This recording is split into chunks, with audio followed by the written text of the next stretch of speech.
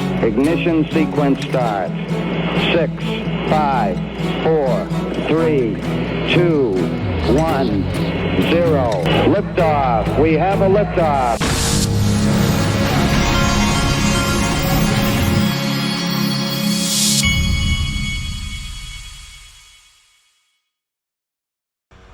Hey everybody, this is the Digital Asset Investor, and look at this. Fruition Productions finishing up part 4 today.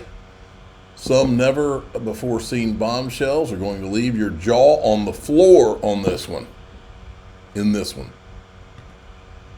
I'm ready for my jaw to be on the floor, and I've been hearing about this. I've talked to them about what this is, and it's like, whoa, you're going to be... It's stuff that we didn't have when we were uncovering ETHgate, and they've got it. And I know where they got it too, but I can't talk about that. Now, they are still selling. I've been told that these things are almost like, I know of 2 of them that are, they've already sold out LA. They added more seats and sold out Scottsdale. I think they're thinking about adding more seats in LA. And then there's 2 or 3 that I know of, these others that are like about to sell out too. So you're gonna want to, and I'll remind everybody in my private group of which ones I'm going to. I'm going to 3 of them. So, all right, okay, moving along. And the if you want to go get your tickets, and you can also get your pre-order of the film itself. The link is in the top of the description of all my videos this week anyway. All right, Lark Davis is talking about how Bitcoin's lagging gold, but he's talking about what he foresees in the market. Gold reaching a new all-time high. Bitcoin is lagging. Ethereum's lagging behind Bitcoin. It's all going to catch up. The question is when, okay? We're lagging gold right now. We won't lag gold forever. We are lagging the stock markets right now. Stock markets, just S&P 500 touches a new all-time high. Gosh darn it. How many times is the S&P 500 going to hit a new all-time high before Bitcoin is another one? Come on, man. It's crazy. It's crazy. But we're going to catch up. Bitcoin is lagging right now, but it can't lag forever. The supply and demand realities just won't allow it to. Okay, it'll catch up. And when Bitcoin catches up, Bitcoin's going to suck all the air out of the room for a few days, maybe a week or 2, maybe a few weeks. And then when Bitcoin finds its resting place, when we break out beyond 74K, when we hit 100K, it might take 6 to 8 weeks to get there. When that happens, there'll be lots of altcoin movements happening. When we old man Bitcoin finally gets up there and takes a rest, holy crap, things are going to pump like crazy. It's going to be a good time. I think he's right. Check this out from Jim Rickards. Treasury figures for fiscal 2024 just released. Interest on debt, $882 billion. National defense, $874 billion. That's all, folks. You can't borrow your way out of a debt crisis. You can't fund defense with deficits when interest payments cost more than defense. It's a doom loop. Boy, if that doesn't describe what we're in, a doom loop. Here's Crazy Michael Saylor. This is an interesting 2 minutes. Listen to this. If there is more Bitcoins held with these third-party custodians, what risk does that pose, having greater supply held by fewer large institutions? Does that increase the risk of seizure and confiscation like we've seen with gold? And is that not exactly what Bitcoiners don't want to happen? No, I think it's the opposite. I think that when the Bitcoin is held by a bunch of crypto anarchists who aren't regulated entities, who don't acknowledge government or don't acknowledge taxes or don't acknowledge reporting requirements, that increases the risk of seizure. You have an OG crypto community that's very hardcore about it, but if you look at where all the money is, 99.9% of the money is actually in the traditional economy. Let me translate. What he and all the rest of the Bitcoin maxis have tried to paint this as a libertarian, anti-government movement, but now that he's getting in ETFs and Wall Street is getting involved, now all of a sudden he's trying to act like that's not what it is. That's exactly what it has been in what he believes. Of course, I question whether he actually believes it.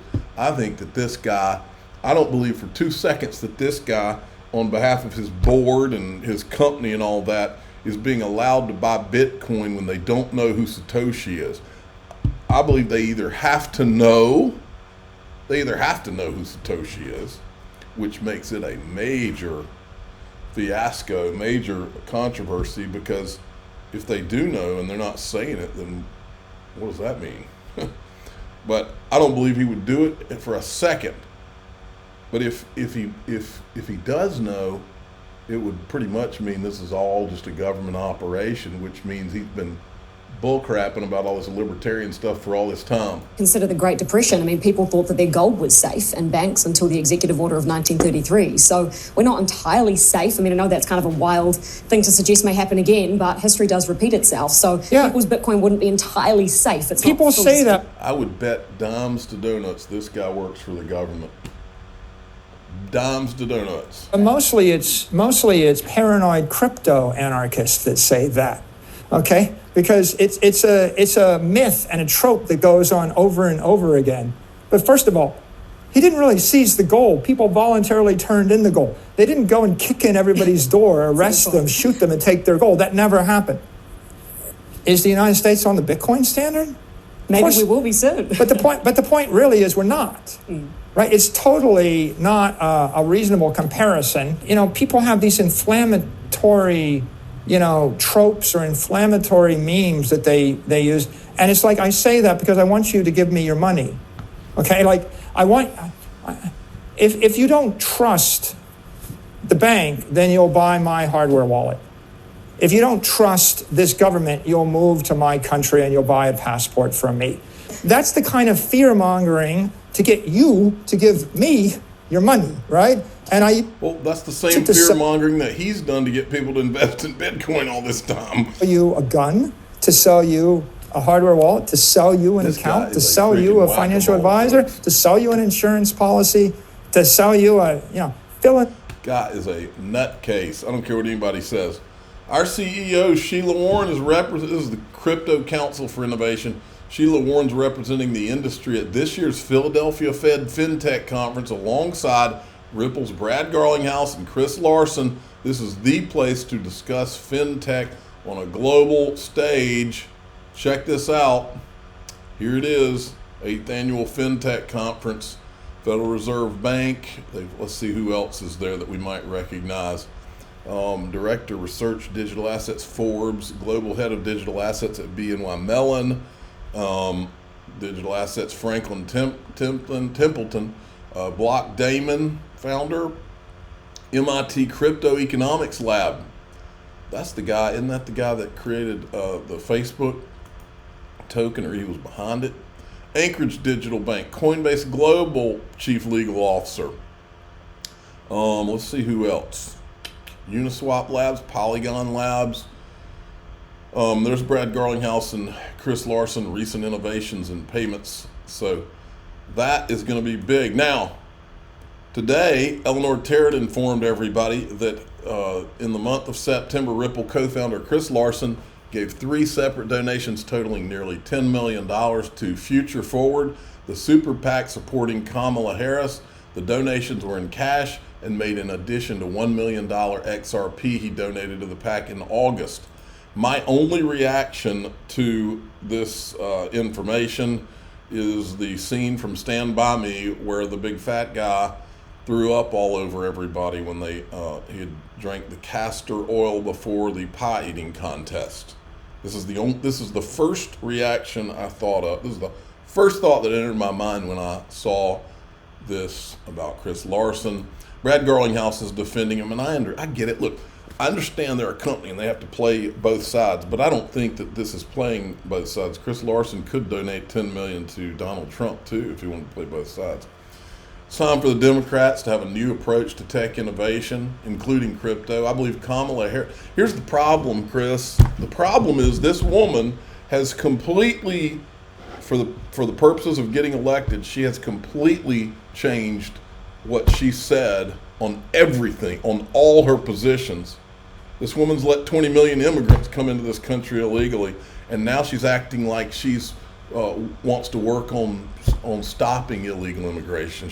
Everything she talks about, she's completely gone. All of her policies are almost like Donald Trump's policies now, because that's her plan, and it's got to be a lie. They've lied. How many things have they lied about? He believes Kamala Harris will ensure that American technology. What evidence do you have of that, Chris? There is no evidence of that. She's been with Joe Biden, and she's buddies with Senator Warren. They're all the same people.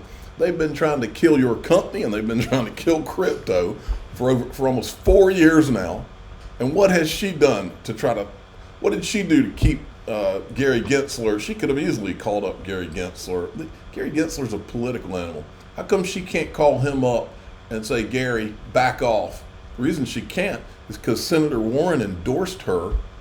And what did she have to pay to get Senator Warren, the person behind Operation Choke Point 2.0? What did she have to assure Senator Warren of to get that endorsement? So you think Senator Warren just said, oh, yeah, I'm gonna just drop all this anti-crypto army stuff. Kamala, I'll just drop all of that. She was one of the first people to endorse. He says, I believe Kamala Harris will ensure that that American technology dominates the world, which is why I'm donating $10 million in XRP to support her.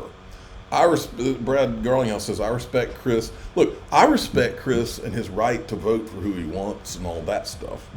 But this is like a big, huge, it's not just Ripple that has felt this lawsuit. It's all of us out here too.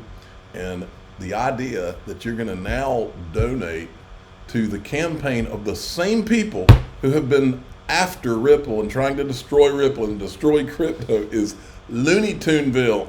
There's no way I can get behind it. I respect Chris's right to vote for whoever he wants to, but I don't understand this at all. Whoever they think's the best to lead the U.S., we need to immediately change course from this administration's misguided war on crypto. The only way this would really make sense for me is if Chris Larson and a handful of others in crypto went to them and said, look, if you'll leave us alone and drop all this against us, then we'll support you. But if you don't, if you're not going to give us your commitment, no. But even then, this woman's proven to not tell the truth. She jumped from letting 20 million people in the border to now acting like she's been trying to stop it and wants to stop it. No, they don't need a bill to stop it. Legal immigration and illegal immigration have you've been able to stop it. You could stop that with one phone call if you're them, but they don't.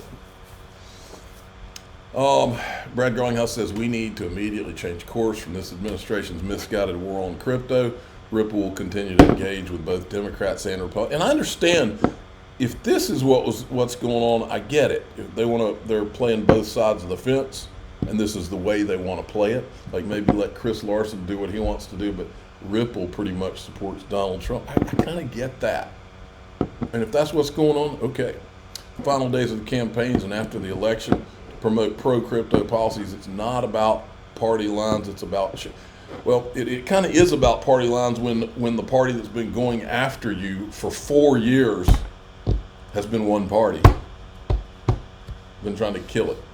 Now, and many would say, oh, Jay Clayton dropped the lawsuit. I have a theory that Jay Clayton was threatened by the Democrat. In fact, I've been told this before, that Jay Clayton, some of like the Elizabeth Warrens were going to come after Jay Clayton for some of his activities at the SEC, and there was a deal for Jay Clayton to drop the lawsuit against Ripple as he left, and in return they would not go after Jay Clayton. And so Jay Clayton, the word is, maybe he turncoated on Donald Trump.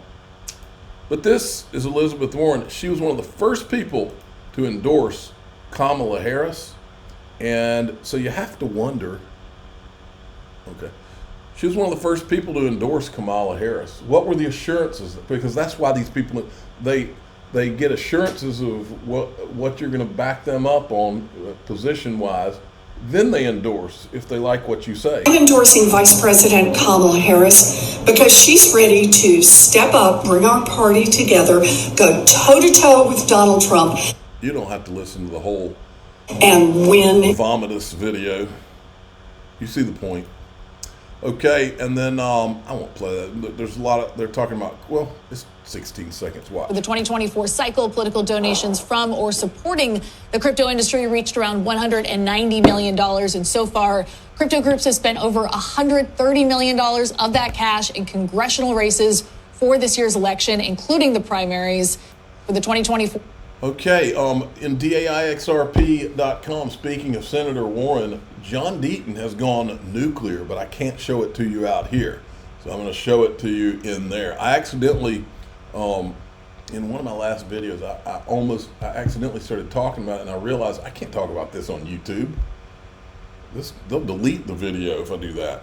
I'm the digital asset investor. I'm not an investment advisor. This is for entertainment purposes only. Please subscribe, hit the like button, tell your friends and family. Away we go.